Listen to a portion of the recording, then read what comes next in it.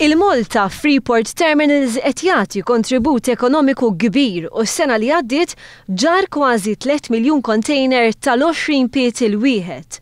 Waqt żjara fit-terminal tal-Freeport, is-Segretarju Parlamentari José Herrera qal li ċ-ċifra għal din is-sena hija inkoraġġanti wkoll. Dan għaliex sa tmiem it-tieni ġimgħa ta' Mejju, il-Malta Freeport Terminals irreġistraw numru rekord ta' movimenti ta' containers.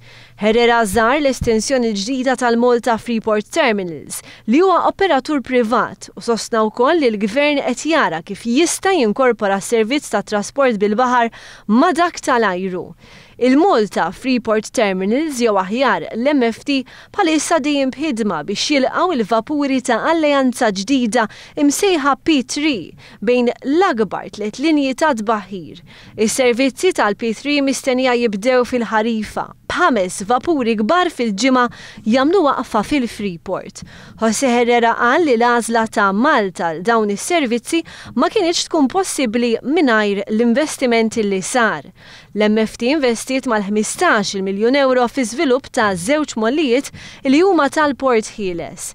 Star li fil-waqt li x-xogħol fuq l-estensjoni ta' Terminal 2 jinsab lest u qed jopera b'mod normali, ix-xogħol fuq Terminal 1 jinsab fl-aħħar fażijiet tiegħu. Il-kontribut l-GDP mill-maritmu għandu jkun ferm aktar milli hu.